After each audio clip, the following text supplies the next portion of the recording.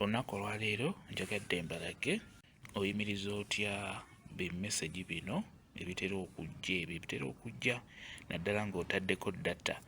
Bw'oteekako data olwo bimesagi ebyo biyiika omulundi ogumu ebyo obiraba obiyimiriza otya n'ebibeera kati bigenda kuddamu kujja ku ssimu yo. Mesagi zino zirya data, ky'obulaba nti ojja kusaako bu data bwo ddakiika emu buggweeko. Bimesagi bino ebibeera biyiika bitera kuva ku app ezo ez'enjawulo. Osobola obbisiba ne bitaddamu kubeera nga bijja ku ssimu yo. Kyenjagadde okubeera nga nkulaga. Genda ku setting, tugende ku setting, tuggulewo setting, ogiraba, tugiggulewo bwe tutyo.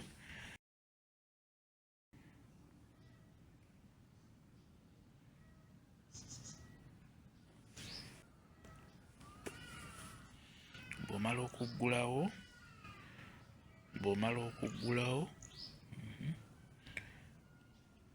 tugenda kuddira wano tunyige tuteeke mu ggule, tuggyewo bbulu tuteeke mu ggule oba mu bbulaaka nga bw'ogenda okulaba. Kati ezo app zonna ezisinga zeetaaga kusiba zibeere kati zikuliira data.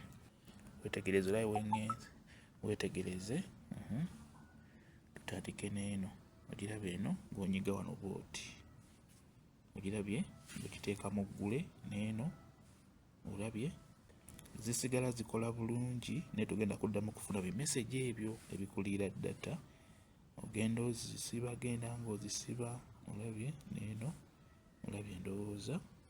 WhatsApp tugireke, Google Play Store naye tugireke, zonna ezisinga genda ng'ozinyigako zonna ezisinga zijje mu bbulu oziteeke mu ggule bw'otyo. Okitegedde?